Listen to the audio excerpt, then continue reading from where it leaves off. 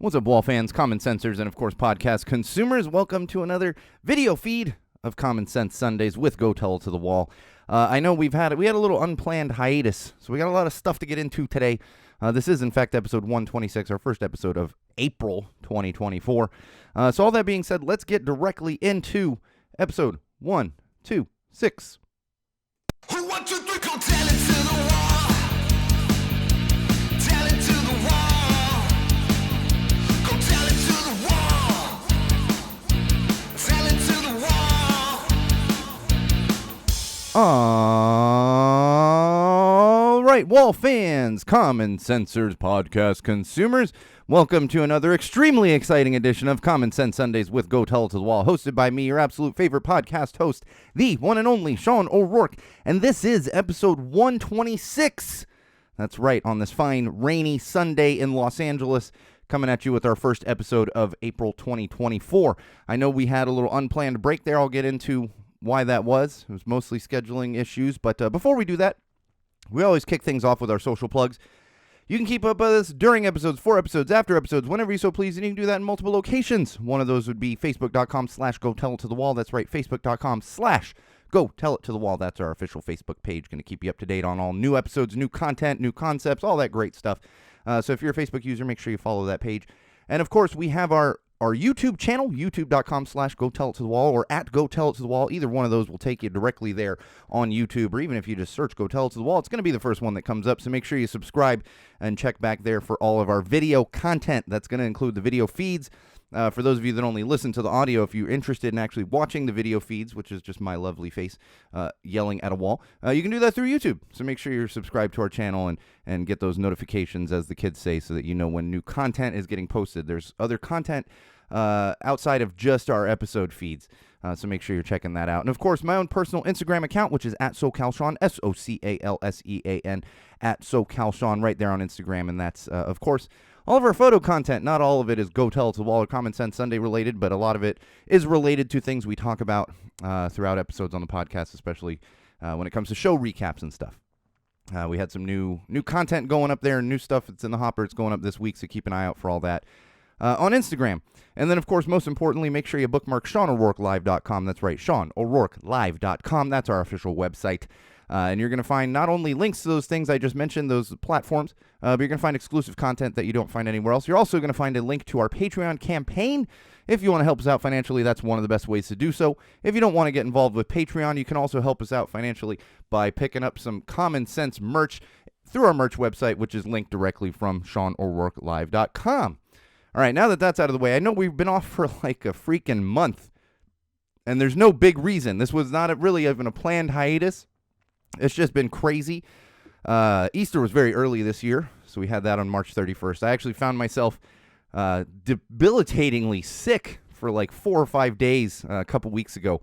I thought it was like food poisoning, and maybe it was, but then I talked to some other people, and my wife included, who also got sick kind of after that. So I think there was a bit of a bug running around the local area, or who knows how widespread it is. I feel like everybody's been sick this winter and now into spring. It's just like one thing after another, and I got hit by it. And then, of course, we had some crazy shows that I had to be out at on the past couple Sundays as well. So that really just ate up all the time between not being under the weather, having to hit too many shows, pulling other gigs, and then, of course, with my agency work, that has been ramping up because of our clients.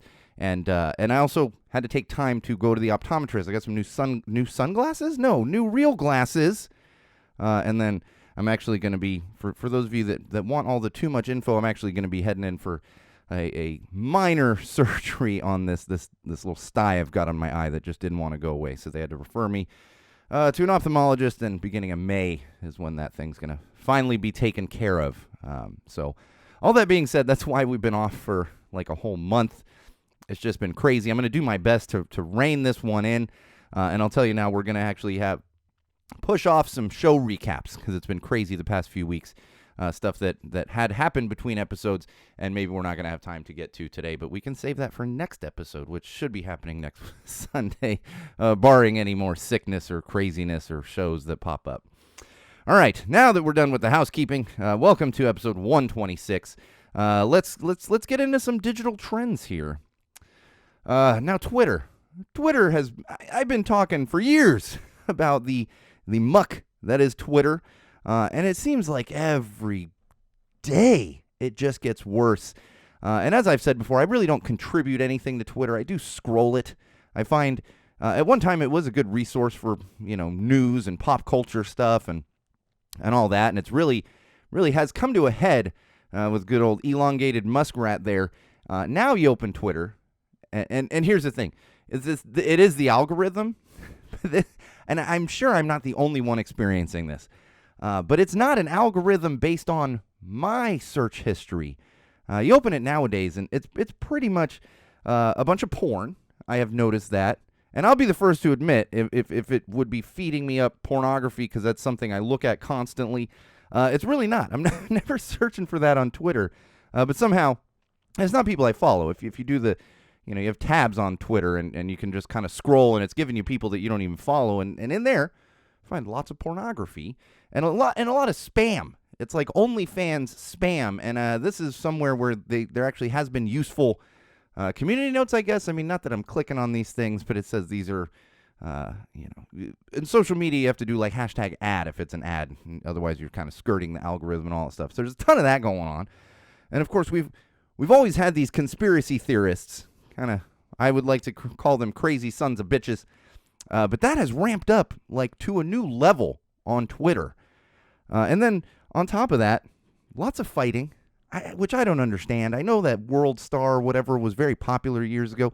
Can we get over this whole putting ridiculous fights all over social platforms? For some reason, Twitter's feeding that up to me. And then Tesla propaganda, which is really hilarious. Because if I talk to anyone in person, now I have friends that are Tesla owners, but specifically the Cybertruck, they're like, what the fuck is this thing? You go on Twitter now, and everyone's like obsessed with the Cybertruck. I sit there scrolling. I'm like, sir, you cannot have sex with a Cybertruck. That's not you. I mean, maybe you can find a way, but you really shouldn't do that. I'm getting that feeling a lot. And then a lot of people are just all about Elon Musk. In fact, I see a lot of, we must protect the great mind that is Elon Musk. So I want to take this time to remind everyone, Elon Musk didn't invent shit. He bought companies. And that's what I love is people are like, oh, Elon and Twitter, we got to keep them safe. It's like, he didn't invent Twitter. He didn't found Twitter. He just spent a bunch of money to now own Twitter. And because of that, we're getting this ridiculous algorithm where blatantly blocking and removing stuff that talks bad about Elon Musk. The most amazing thing about this is his whole thing was we have to have Twitter has to be free speech. You cannot remove accounts from. The dude is literally manipulating the algorithm to send out certain stuff and block other things. So that's not even an argument anymore. It's truly come to a head, and it's not even really an info resource anymore. I mean, I guess you can kind of find some stuff, but good Lord, the conspiracies, conspiracy upon conspiracy upon conspiracy. In fact, we're going to talk a little bit about that in mental health when it comes to arguing with conspiracy theorists. Just don't do it. So yeah, I wouldn't recommend getting on the good old Twitter there. I don't know what another resource is, but it just doesn't seem like it's useful anymore. It doesn't. Anyway, the other thing that's been popping up a lot, again, and I talk about this so much, but what I love now, and it's the prank videos. We talked about a guy that got shot, and it's like, I don't justify that kind of means, but I don't blame the guy, blah, blah, blah. It's getting better and better because here's the thing. You have people harassing other people in public, and a lot of people are just they're not putting up with it anymore. I'm not saying you should turn around and punch a guy that's pranking you, but I'm not saying you shouldn't.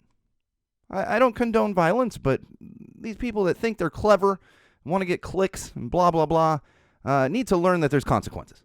So I don't condone it, but I'm not going to have a big problem with it because apparently that's the only way to get people to stop. And we are finding people. And luckily, these videos still get posted where they come up asking questions. It's like, I'm not interested in what you're talking about right now. There was one a while ago, like this guy just blatantly harassed this couple in Target and knocked over their shopping cart. And it's like, they're just trying to do some shopping in Target. Why are we doing these things? It's really unbelievable. The other one that gets me is there's a lot of female influencers out there. I like to go around and it is in a way it's prank, and they will like flash guys. lift up their skirt or whatever else in public, in a public space. And every time I see this, I just think, oh my God, if that was a male in like a trench coat and just started flashing people, that'd be a huge controversy. But because it's some cute, woman influencer, we'll just let it slide. No, that is also indecent exposure. Let's call it what it is. Let's be realistic and let's knock off the goddamn prank videos because I just cannot do it anymore. Just stop bothering people. People just trying to exist and live their lives. Like, what did George Costanza say? We live in a society, Now I've got Pennywise stuck in my head.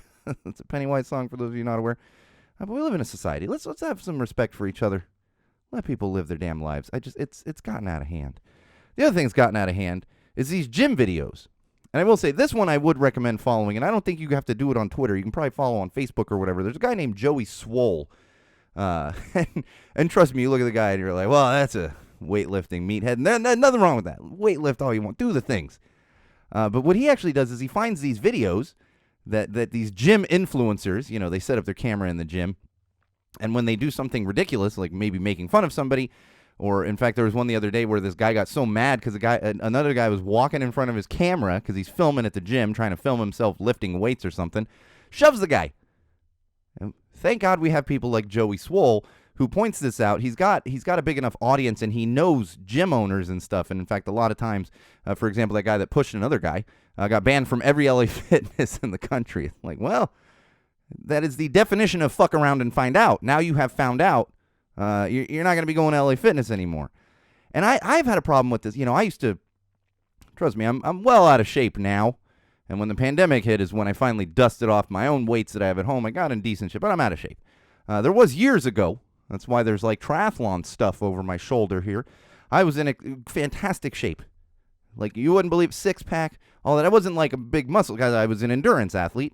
But I'd go to the gym once or twice a day. I'm out riding. And back then I'd get really irritated when people were sitting filming themselves in the gym. This should be a place where people just work out.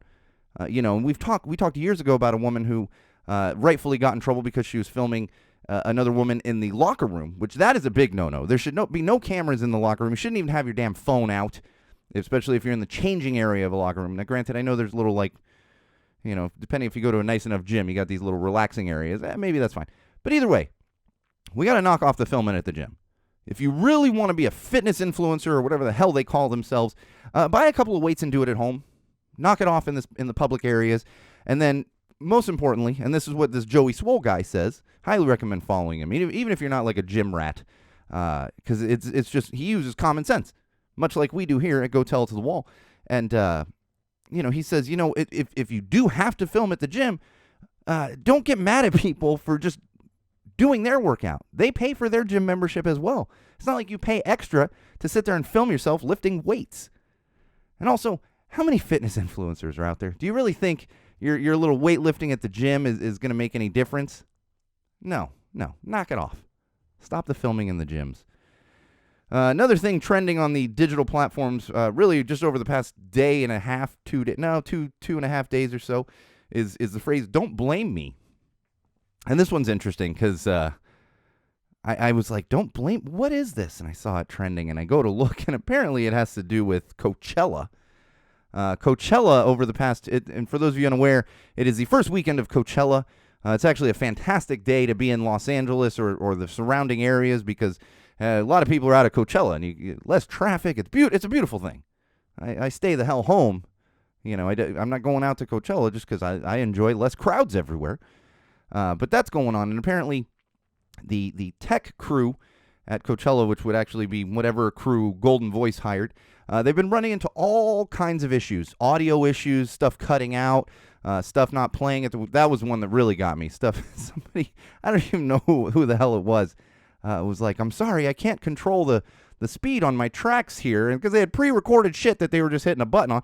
Cool, yeah, you're going to pay hundreds of dollars to go see this. And someone's piano didn't work at all. It's really crazy. So apparently many artists were like, don't blame me. It's not my fault. And, power to them because it's, outside of having tracks that you're just hitting play on, it's not their fault. That audio stuff isn't working. Microphones aren't working. Instruments aren't working. But the sound's been cutting out like crazy. And a lot of them have been saying, don't blame me. Now, I'll talk about it as we get into entertainment news, but I did watch a little bit of Coachella and didn't see any issues, but I'm wondering if it's kind of the non-main stages that are running into these issues. You never know. Excuse me. Somehow I'm losing my voice, even though I haven't been yelling at a wall for a month here. Jeez. I blame it on all the shows. All right. One more thing here in digital trends. Gettysburg is trending. Yes. Here's another one where I said, why is Gettysburg trending? Well, let me tell you, wall fans. You might have already guessed it or seen it. Yeah, it has to do with the Orange Menace. Good old Trump there. He was given some kind of speech, as he does like every other day, riling up his cult fan base, and pointed out how Gettysburg, the Battle of Gettysburg, was a beautiful battle, and how blah, blah, blah, and talking highly of the Battle of Gettysburg. Now, I'll be honest, wall fans, I didn't pay a ton of attention to history when I was in school. That's why I went to film school. You know, I had to learn a little history in film school, but that was history of film. It's not American history, European history, that kind of stuff. But even I know Gettysburg was a pretty bloody battle. Many soldiers lost their lives, and that's kind of why Abraham Lincoln went there to give the Gettysburg Address. It wasn't a beautiful thing. So for those of you that think a battle where tons of people lost their lives is a beautiful thing, maybe you're supposed to be following the Orange Menace. But then you also might realize that you are, in fact, in a cult. It's just, I can't believe people believe shit that comes out of his mouth. And he said it. There's no fact checking here. He said it. It's on audio, but we accept that this is some kind of guy that is fit to be president of the United States of America who thinks Gettysburg was a beautiful thing. Jesus Christ. I don't even know what to say to that anymore. All right, let's get into some mental health. I don't have a ton this episode, and I'll be honest, part of that is because I know we're going to be on a time constraint here. When it's been a while, when I haven't yelled at a wall for a while and recorded it, I tend to be long-winded with everything, so I didn't want to spend a ton of time on mental health this week, despite how important it is. We'll be back to the longer mental health segments as we get back up to full speed here. But what I do want to talk about is something we kind of hint on a lot and talk about a bit is the feeling of helplessness. I mean, that Gettysburg thing is just one example. It's like I often hear sound bites of people like the Orange Menace, and I'm like, how do people believe this? How do people think this is a good thing? And then obviously it gets much worse than that. We have multiple wars going on around the world right now. So much violence, so many people losing their lives. We're looking at a veritable genocide there in Palestine, and it seems like the people who are speaking out against it are the minority. And that can make you feel helpless.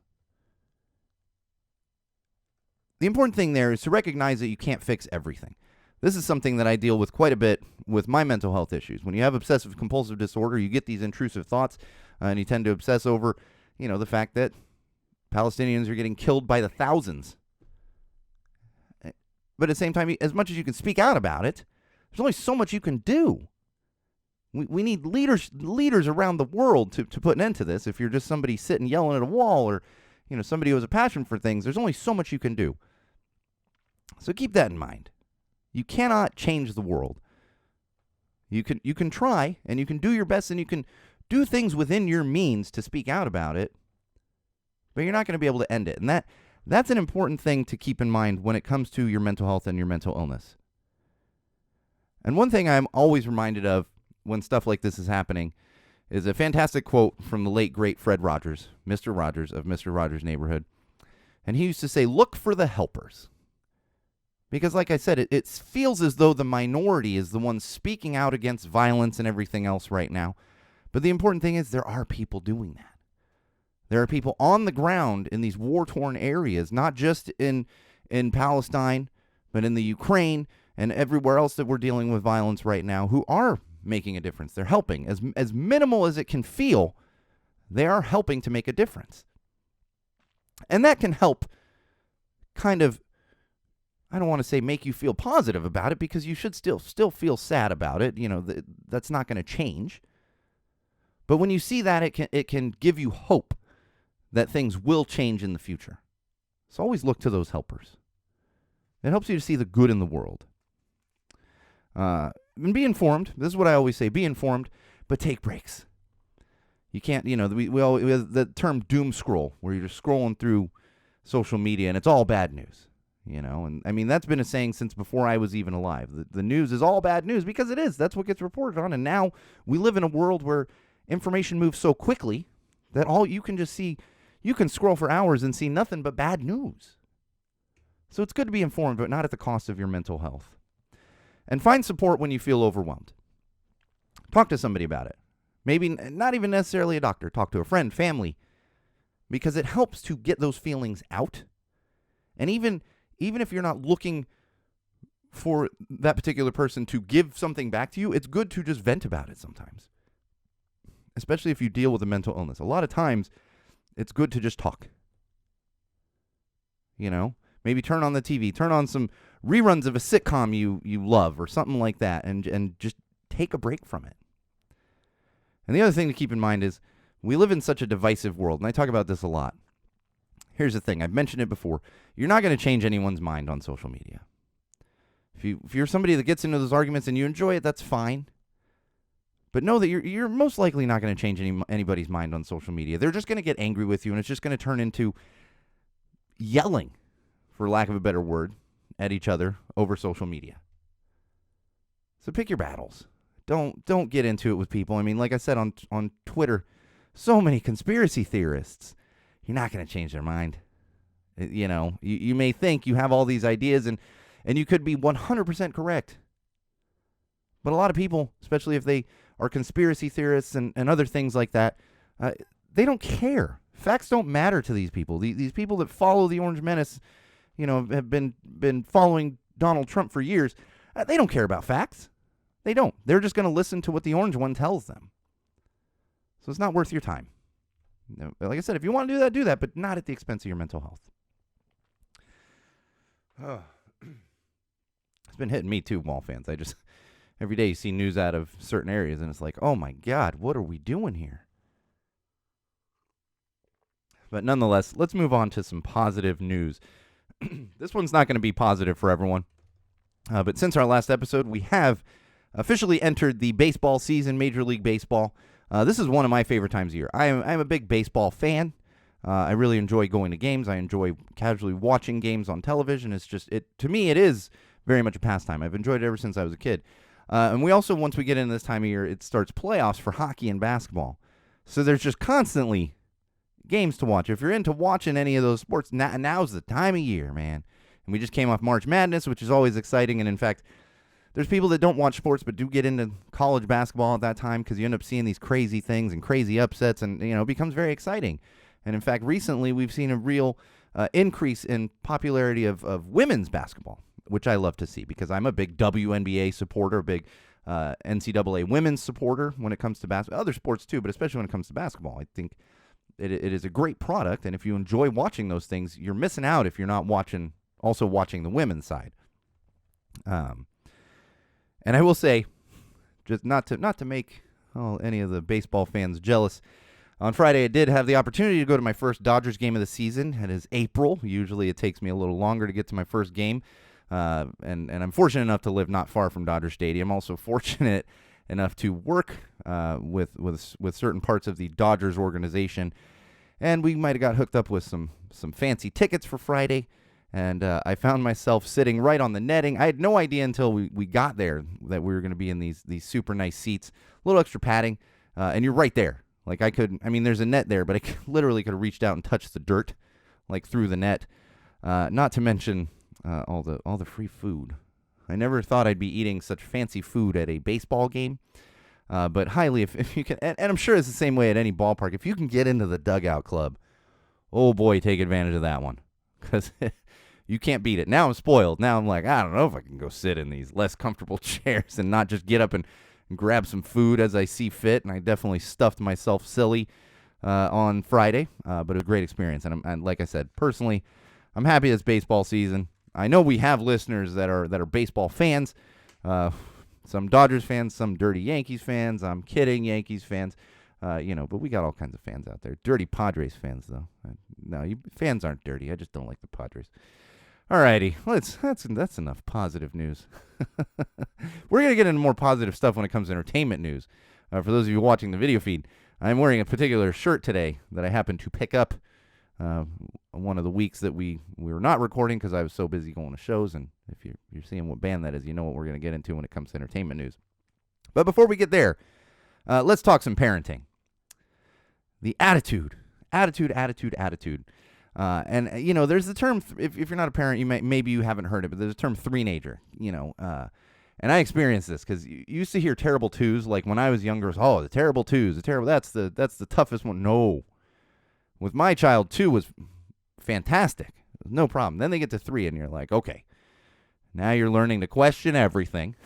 You know, you're getting a little more independent. But then as they get older, they start, and my kid is nowhere near teenagehood, teenhood, whatever it is.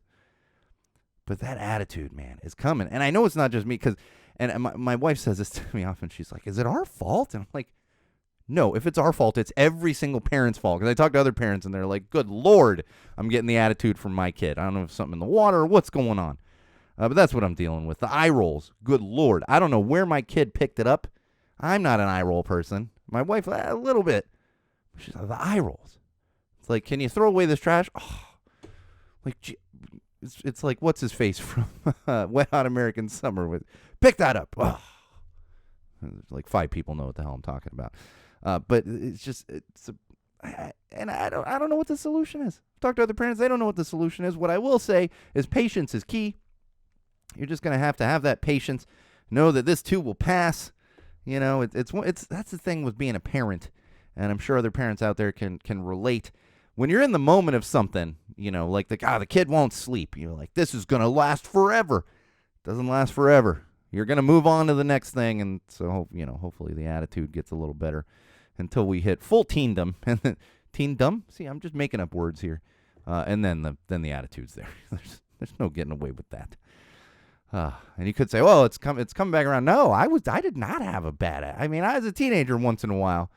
You know, my dad would call me a smartass, and I was a smartass sometimes. But for the most part, I was an eye rolling and giving attitude and stuff. Clean up your shit. That's not a big ask. Why is this table covered in wrappers? Well, let's do that. Why are shoes being thrown everywhere? Why is there 15 sweatshirts on the floor here? Clean it up. Not a terrible, not a ridiculous ask. Not irrational. All right, summer camps. Oh, God. I think I talked about this last year, but we hit the point this year. It really started, everything hit like a couple weeks ago. And as a parent, it's so difficult to sort through all the summer camp stuff. And this isn't even like send them away to camp, but when you have kids, summer rolls around, you got to work. You know, and obviously my kid's home a lot more during the summer than during the school year, but you still have to have stuff for them to do. And it's like Girl Scout camps and art camps and skateboarding camp and drama camp and then like the day camps at the rec center and so much to sort through. And then you got to sort through it right away because stuff it sells out like that. You're like, oh, let me think about this for an hour. And you go back and you're like, well, shit, every slot is sold out. So I feel for you parents, but you got to keep those kids busy for Pete's sake. Like the other day I was driving home, ran into Jamie Allright of the Allright, and I'm driving down the alley because he lives, you know, off the alley as well. He's walking the dogs, and I was like, hey, how's it going? He's like, oh, hey, what are you doing? I was like, yeah, coming back from tennis. Tennis class for the kiddo. Got to wear him out, man. You know, you don't want him just watching TV all summer. It's not a great thing for him. You got to have other stuff going on there, you know. All right, this is a big one for me that I want to talk about, and it often comes up. I've talked to many other parents that are, debate sending their kids to private school and then, want to transfer to a different area because they think that school's better. And I'm not saying there aren't better schools than others. Obviously, there are. But I think an important thing to keep in mind is regardless of where your kid goes to school, you have at least some power to make changes at that school. So that is the time, and especially if you have complaints, get involved. Make your voice heard. There's so many resources out there, and I'm thankful for our school. I'm very involved with the school. We have a booster club with the school that does all kinds of great things, raising money for the school, resources for the school. There's also other resources out there that it just takes someone using their time to get those things. Regardless of where you are, there's And again, here in Los Angeles, there's a lot more resources, but there's a lot more schools. But there's things like art grants. You can bring in nonprofit organizations that do these things for free to improve your school. Get involved with a school site council, get involved with the PTA, whatever it might be. You can exact those changes. So instead of complaining about how terrible schools are, take it in your own hands. It's very similar to what I tell people and what I got told for years. If you don't vote, you can't complain about the outcome. If you just sit back and drop your kid off at school and pick them up and don't get involved at all with the school, you can't really complain about the school. Any school, public, private, there is some kind of infrastructure for parents to be involved. And that's how you want to do it. And I've seen it with my daughter's school. I've seen it with other people's schools where they get involved and they have different programs that they bring in. Parents get involved, help raise money, volunteer at the school so that there's more people to do things. All of that's very important. So before you start complaining, keep those things in mind. Get involved. You have the power to get involved, to make your voice heard. And you can improve the school for your own kids and for other kids. Take the time to do that. And I know it's tough to find the time. Oh my God, trust me. I'm constantly being stretched thin. In fact, right now, like from an agency standpoint, certain team made the playoffs. It was mad dash this week for me to just get everything done in time for the start of the NHL playoffs, let alone other things that are coming up. But find a little bit of time to do that. And most times when you do get involved with a parent group, they say, whatever time you have, give us that time, even if it's just a few minutes, maybe a couple hours a week, whatever it might be. Don't complain unless you take the time to get involved. All right. Common sense. Let's talk some common sense. I've got my mug of water here. I don't know what is going on with my voice. I'm close to a week removed from even going to a show. I did lose it a bit on Sunday. I'm not going to get in that show recap just yet because there's like 50 other shows before that. But anyway, let's get into some common sense. And if you want to go tell it to the wall mug, best way to do that is pick it up through the merch website that's linked directly from SeanO'RourkeLive.com. It will not be this exact mug. This is a one-of-a-kind mug, but it will be very similar. It'll have the same logo. Nice little go tell it to the wall logo there. It's very fancy. Have your coffee out of it. Water like I usually do in the studio. Whiskey, bourbon, vodka. Holds all kinds of liquids. Soup, cereal. I don't know if cereal's great out of a mug. You kind of need I recommend a giant bowl for cereal. Anyway, common sense. Man, I got fired up for that common part of that. My levels peaked there a bit. All right, I want to talk about sports gambling ads. Now, I believe like a year or so ago, I was actually a big proponent of legalizing certain gambling apps, for people. I was like, well, I want to sit here. I enjoy watching sports. That's my reality television. I was like, well, I'd love to bet $1 here and there and everything else. Well, it's really hit full saturation now. We're seeing all kinds of news stories about people reinvigorating or finding a gambling addiction because it's so readily available, that's a whole nother thing to unpack. Which, and they caveat it with like, do you have a gambling problem? Call this. And it's like, yeah, okay. Well, you just told us for 5 minutes how awesome this gambling app is. But yes, well, please tell us how people who have a gambling problem should call this number. But it has completely seeped into sports. And I know it's always been there. But when I was younger, you had to go to some seedy bookie or go to a casino to bet on. Now it's just on your phone. And they are pushing the hell out of it like crazy. If you go on the ESPN website and you look at scores for a professional sport, they have the betting lines listed under it. In fact, ESPN now has their own betting app. So you can gamble right there. Every single time nowadays that they're talking about sports, they're adding this gambling aspect to it. And I got to tell you, it's gotten to be way too much. To the point where I'm like, you know what? I don't want to gamble $1 here and there anymore. And that could be my little punk upbringing, but I'm like, well, no, if everybody's doing it, I don't want to do it. But either way, it's too much. It has, like I said, it's always been there, but now it has completely overtaken the professional sports world. We have professional athletes getting in trouble for gambling on their own games, for God's sake. And if you know anything about the Ohtani story, we have his interpreter, millions of dollars I don't know what the benefit is. It's money to places like ESPN and these sportscasters. You turn on ESPN radio, they're constantly talking about multiple gambling apps. Like, it's so easy. You just go on your phone and you pick. It's like, okay, back it up a little bit. We don't need it this readily available. And we don't need you shoving it down our throats.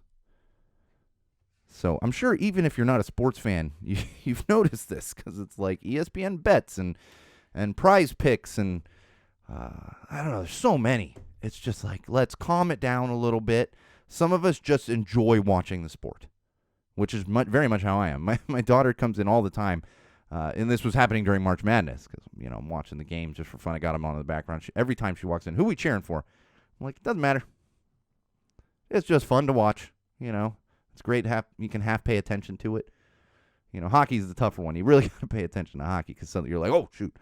But like with baseball, you can casually watch that. Like, oh, well, between innings, cool. Well, let me look at something else for a little while, and then, speaking of which, if you follow me on Facebook, there was definitely some, going back to the positive news stuff I was talking about, there was definitely some images of me on television, and I think everyone very much enjoyed there's a photo that my friend Kevin, who's also a fan of the show, pulled and sent to me literally while I'm at the game. I sent him a picture. I'm like, oh my God, I'm in Dugout Club. And he texts back, he's like, those are great seats, dude. And he pulled screenshots. But there's a really funny one where myself, people I was there with, and like everybody behind me, because I'm in the front row, we're all making this like, oh face, like, oh my God. And it's because Ohtani hit a home run. And so if you want to laugh a little bit, that one's on my Facebook. For those of you that are following me, my personal Facebook. It's not on the Go Tell Us the Wall page. It's my personal Facebook, which find me somehow. It's actually /Sean Michael O'Rourke. There's so many Sean O'Rourkes. That's why I joke I'm the one and only Sean. Not even close, dude. But to all of you out there, all the Wall fans and common sensors, I am the one and only Sean O'Rourke. All right, food delivery app prices. This has been an ongoing thing. And I think we all know this, like DoorDash. You end up paying $1 billion for a delivery. You're like, can I get a cheeseburger and fries? And $50 later, you got a cheeseburger and fries. And granted, don't even get me started. We're going to talk about the myth of inflation in just a moment. There's that. Yes, I get it. But it really has just gotten out of hand. And this one came to me a couple weeks ago. So my wife had left for something in the morning, and it was just me and my kid. And I said, oh, you know what? And we have McDonald's like right around the corner. So it's easy to walk there. My kid has like a big dance recital. Okay, Happy Meal. What do you want for dinner? We're going to have something special. Oh, Happy Meal. Okay. And it was like a Sunday morning or Saturday morning. So I'm like, you know what? Let's grab some McDonald's breakfast. She really likes the pancakes there. And like I said, it's right around the corner. But I'm like, maybe I don't want to. We can stay in our pajamas, and maybe I'll just get it delivered. So I'm looking on there. And McDonald's on their app, they're like $0 delivery. So it's like, cool. I can do this. And it seems very lazy, but it's because I'm here with my kid. And I'm like, okay, well, let me switch to the delivery thing. And immediately, this is where it's like immediate, because you can order through the app, and all these fast food places are doing it. And I do highly recommend it because you end up getting better deals through there. And so I switched it over to like delivery, and everything automatically, every little thing increased by $1 or more. And I went, nope, that's not worth it. All right, kiddo, I'm going to order on that, but let's get dressed and let's go pick it up. It's really gotten ridiculous. Like, it's not free delivery. They could say, well, we're not charging you a delivery fee. Yes, but you have increased everything by $1 or more. That is essentially a delivery fee. And granted, I understand that delivery drivers need to be. That's nothing against delivery drivers. You want to do DoorDash and all this, that's fine, do it. But just keep in mind how much more you're actually paying for this stuff. It's getting out of hand. Which brings me to my next point, and that is the myth of inflation. I realize I am not a economics expert. Economics was another thing I didn't pay a lot of attention to in school. Like I said, I went to film school, for God's sake. We don't talk a lot about economics. Film economics, maybe, in the industry. But so I'm not an expert on inflation. However, it's very easy to fact check these things. Corporations can complain about inflation and rising minimum wage and all this stuff, but they really don't have a leg to stand on when they're still pulling in record profits. We sit here, the gas prices are, they're astronomical and stuff. Yes, well, the gas companies, raking it in. They're printing money while they sit there and blame it on inflation. You know, here in California, we just had the law that finally came into effect, a $20 minimum wage for fast food workers. And, of course, all the fast food corporations, well, how are we going to survive? Well, maybe you're going to make, $5 billion instead of $5.2 billion. You're still all rich. Your shareholders are still making money. Let's be fair to everybody and stop passing it on to the consumer. They hide behind this curtain of, oh, no, well, everything's so expensive. And granted, I get it with the smaller businesses.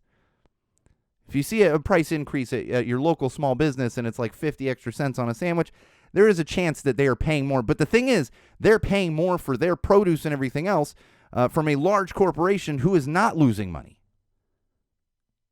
So keep that in mind. And if you are getting hit by this stuff, trust me, it's a lot. Thank God, my wife loves doing the couponing, and now you have apps and everything. You don't even have to cut. When I was a kid, you had to sit there with the newspaper and you're cutting coupons, and it's like, oh my God, why am I? Now you just go on an app, catch the sales, get the stuff that's on sale, and don't be gaslit by these people they post fake things. I saw it the other day, and it was like some kind of steak, and it might even been a New York steak, which is a little pricier steak, but they had it it was something like $120 or something, but because it was listed as $60 a pound, and it's like, where the fuck are you buying steak like that? Just go to Vons, man. It's clearly doctored. So don't be gaslit by all that crap. Speak out against it. Oh, we'll have to pay our workers more. Too bad. So you make a little less money. Don't pass it on to me. It's not how that should work. People are struggling to make ends meet. We have the CEOs of these large corporations complaining about inflation while they count their money and sit on it like a fucking dragon. Give me a break. All right, O.J. Simpson, he died the other day. And I just want to say, it's okay to be happy in some cases. And like I said, when this happened, and I think my wife or someone else said, oh, did you see O.J. died? I said, yeah, karma does eventually catch up with you. He was 76. He was a horrible human being. And, if you want to come at me with O.J. was innocent. Okay. Talk about conspiracy theorists. Good riddance, but good memes. I will say I'm not a big meme guy. I catch them, I don't understand this. I'm meme posting. People become popular for posting little photos. It's like, it's funny, but okay. Maybe take a few hours out of your day and don't sit there doing that. But man, O.J. Simpson memes were pretty damn good. Pretty damn good.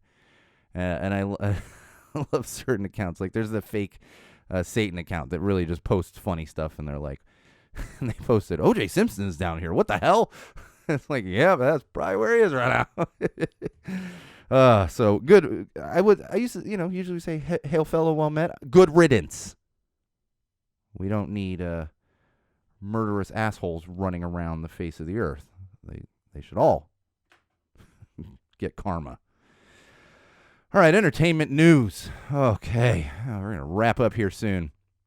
And like I said, I've got a bunch of show recaps that we're going to push because I had a crazy few weeks in there. That was part of the reason we were missing episodes is the Sunday shows and everything else. One of the weeks in there, over the course of 8 days, I think I had 6 shows that I was out at, and some of them big shows, which we're going to talk about a couple of them now. But I got a lot to recap. But before we get into the recaps that I am going to talk about this week, I want to talk about who I'm listening to. This is kind of a double. And a more recent show, but currently listening to Empired. In fact, I got a sticker right here. Giant bumper sticker for those of you watching the video. Oh, you hear that? Fresh new sticker. That is the Empired logo and their sticker there. Heard about them a while ago.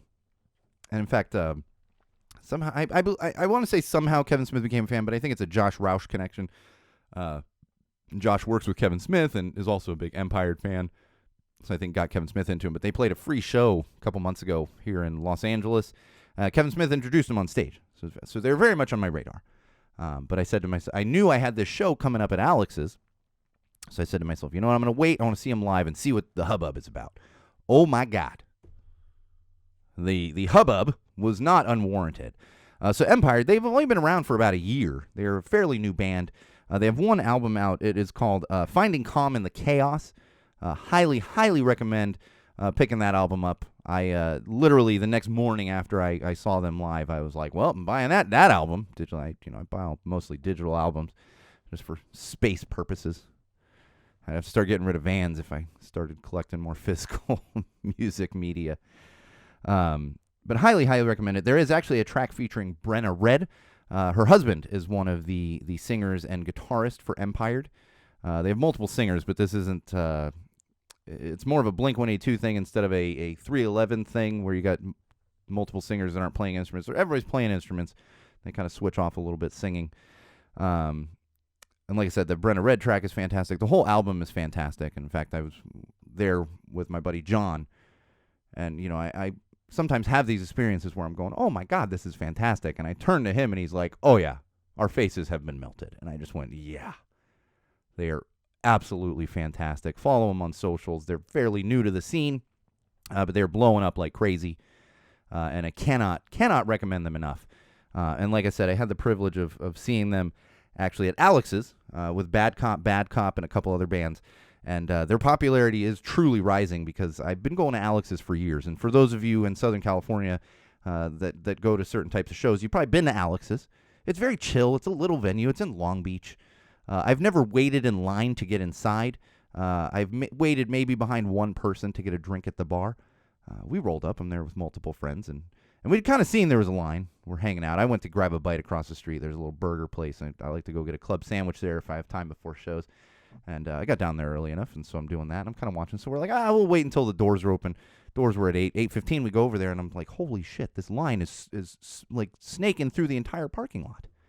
Stood in line for like a half an hour. I'm going, this is not normal for Alex's. And other people that go to Alex's regularly are like, oh my God, this is not normal. And it was because of Empire, Get Dead, and Bad Cop. Bad Cop all have very, very vigorous fan bases that were trying to go there and check them out. And in fact, the beer line was also very long. I get there, and I'm standing there with multiple friends, and all of us were like, well, I guess we're going to grab 2 beers each because I don't want to come stand in this line again. But outside of that, it was a fantastic experience. And like I said, make sure you're checking out Empire. They are so damn good. And, of course, Bad Cop. Bad Cop killed it as they always did. Brenna was filling in for Alex because Alex is, I think she just finished tour, but she was on tour with Fall Out Boy. It's always a treat to see Brenna from, oh, my gosh, I'm having a brain fart on their name. Last Gang. The Last Gang. She's the lead singer for The Last Gang. It's always a nice little... I love Alex as well, but it's always fun to see Brenna rocking out with the Bad Cop ladies. All right, Coachella artists. So I last night, and if you're into Coachella, you're into this punk and ska scene, no doubt they got back together last night. They played Coachella. So I'll admit I did watch the thing, and that's what I alluded to earlier. I didn't really see any audio problems there, but I have a feeling that was main stage. They're getting a little more attention than the smaller stages and probably having less of those audio issues. It was interesting to say the least. Gwen seems out of her element, I will say a little bit. There was a certain twang to her voice that I think has come from no longer living in Orange County, but now living in Oklahoma. But they all did a great job. It was very nostalgic. They played some of their older songs from the early 90s, and it was a nice treat. But the interesting thing was I'm looking at the schedule because I'm like, I know No Doubt's playing at some time on this. And for those of you unaware, you just go on YouTube and you can watch the whole Coachella. They just live stream everything, which is fantastic. Because I'm looking at the crowd at Coachella. I'm like, oh, my God. I'd be way back there. I'd rather just be sitting on my couch. Cheaper beer in my hand. And not cheaper because lower quality. Just because they're probably charging you $30 a drink out there at Coachella. So anyway, I'm looking at the lineup, and I'm even reading off to my wife, and she's like, I don't know who any of those people are. And I'm like, I don't know either. There was literally like 3 that I knew. I caught a little bit of Blur. I know who Blur is, and No Doubt, and there was like one other. And I went, okay, well, the rest I don't know. I don't know if it's an age thing or just different kind of music, whatever it is. And it's not to say it's bad music or anything. It's just made me feel very old. And a little bit out of touch, but I'm like, I'm not out of touch because I find new bands all the time. They're just not Coachella-type bands. So enjoy Coachella. You got another weekend of it next weekend. Maybe I'll look at the lineup and recognize more than 2 or 3 bands next weekend, but I doubt it. So that is Coachella. Check it out on YouTube if you want to. Shamrock Rebellion. Oh, I think I teased that one before we went there. That was happening down there at Silverado Canyon or Oak Canyon Park in Silverado, California. I always mix those up. The site of Punk in the Park when they do it in November, among many other festivals. So I headed out there on March 16th. And, of course, Flogging Molly was great. Buzzcocks, fantastic. A lot of great bands playing that day. But I will say my biggest takeaway from it was Frank Turner. Frank Turner and the Sleeping Souls. I have friends that are obsessed with Frank Turner. Absolutely obsessed. I was under the impression that he was kind of like a folk punk singer. Boy, was I wrong. And granted, I'm there with multiple friends that are big fans, and there with a couple of friends that are like, Frank Turner, I don't know. I had another experience where and my one buddy's like, come up close, and we weren't at the rail or anything. Let's watch Frank Turner. Like one song in, I'm going, oh my God. Now I understand. He is not a folk punk singer. He's a straight up there just rocking out. Very much British punk. He's British. And so if you're like me and you were like, I don't know, it's Frank Turner stuff, give him a chance. Because holy shit, was he fantastic. Definitely one of the best live performers I've seen in a very long time. And just fantastic music. All right, now, for those of you not watching the video feed, I am wearing a Green Day shirt. It is a brand new Green Day shirt that I picked up a couple weeks ago. For those of you not aware, Green Day decided to announce a show at like 10 a.m. on a Monday, I think it was. Maybe a Tuesday, Monday or Tuesday, for a show and for a on sale happening at 1 p.m. for a show the next day at House of Blues down there in Anaheim. An extremely small, not an extremely small venue overall, extremely small venue for Green Day, who currently is going on tour playing like stadiums. They're playing SoFi Stadium here in like August, I think. So small venue for them. Tickets sold out. Bam, gone. Somehow I was lucky enough to get tickets, and our very own on-air producer, Bridget, Green Day is her absolute number one favorite band. They had a 2-ticket limit, and I texted. Bridget was trying to get tickets as well. Was unable to get them. I said, I got them. We're going. And talk about an experience. Seeing them in a smaller venue, really, that we haven't been able to for so long. They played for like 2 hours. It was crazy. It was a set. Their set list included songs from their new album, Saviors. A bunch of songs from American Idiot, of course, because on their upcoming tour they are playing American Idiot in its entirety, as well as Dookie in its entirety, because we are in the 30th anniversary year of Dookie, and anybody who's even casually listened to Green Day knows Dookie. That's kind of the album that put them on the map, and they did an absolute fantastic job. Was amazing to be there with kind of a smaller crowd and people just going crazy and losing their minds. And it made me feel like a bit of a kid again because of all the Dookie songs. And in fact, for those of you that are aware of it, Trey came out, and I know he used to do this a lot, but I haven't seen him do it in forever. And he grabbed a guitar and did the hidden track off Dookie, which was quite entertaining. He couldn't even keep a straight face during it. For those of you that know the song, you know what I mean when I'm saying he couldn't keep a straight face during it. But epic show. Crazy news that we got this week. Crazy. Absolutely crazy. One of my absolute favorite bands from the late 90s, early 2000s. In fact, I saw them really every opportunity I get. It was one of the bands I'd actually come up to L.A. from San Diego to see. That is a band called Homegrown. They're from Orange County. They have not played a show in 19 years. They broke up about 19 years ago. They randomly announced that they're coming back. They're playing with another band. I cannot remember the name of the band because I was just more enamored with the fact that Homegrown is coming back, and they are playing Los Angeles in June. I believe they're playing the Novo Lounge or whatever it is. I didn't even pay full attention. I said, I need that ticket. Homegrown is back after almost 20 years of not playing shows. So it's going to be interesting. Homegrown, this is one of those bands. And one of the biggest things I said to my buddy, I was like, they better have T-shirts.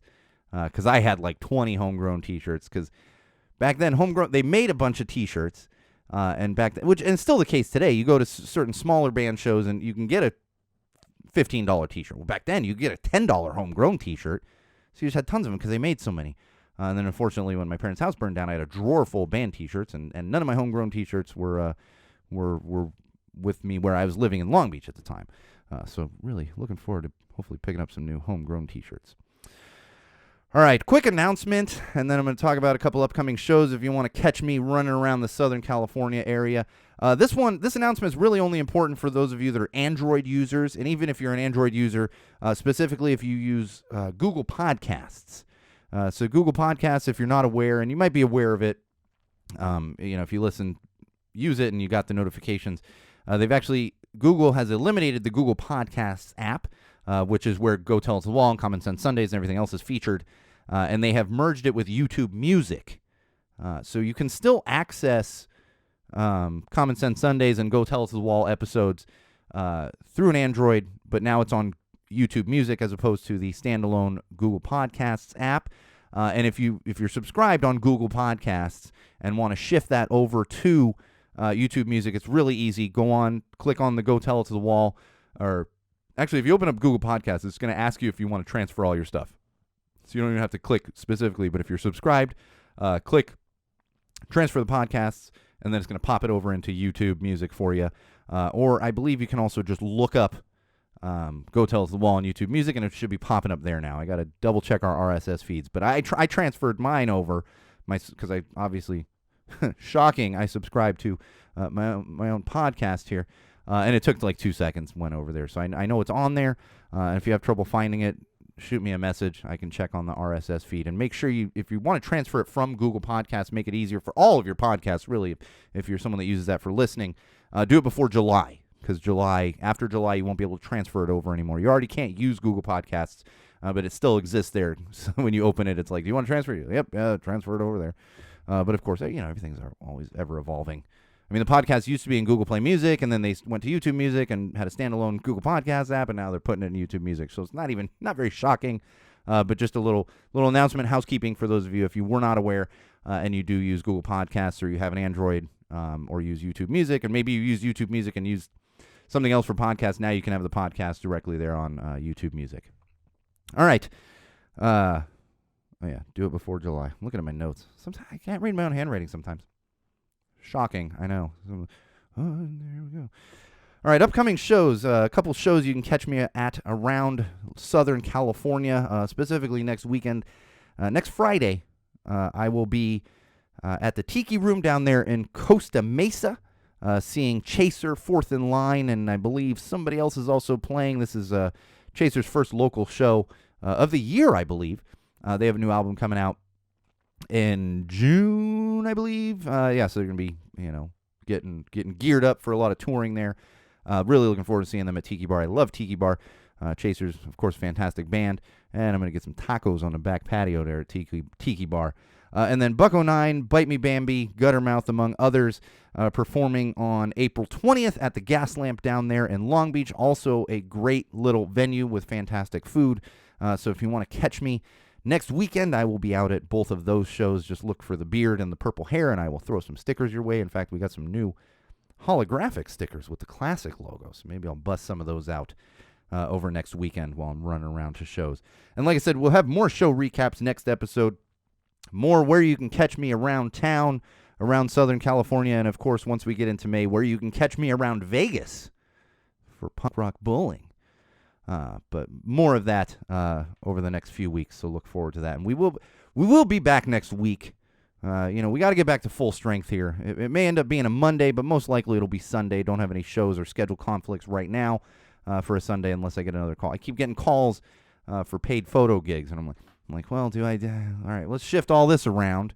In fact, I missed a big show I really wanted to go to because somebody hit me up. They're like, can you come shoot? We got payment in the budget. I'm like, yep. I will miss the show where I don't get paid to go to the show where I do get paid. Sometimes you just got to do that. But either way, we will be back next week. Same wall place, same wall time. That's going to do it for episode 126. Before we go, make sure you're following us on all the social platforms, facebook.com/GoTellItToTheWall. Also, youtube.com/GoTellItToTheWall or at GoTellItToTheWall right there on YouTube.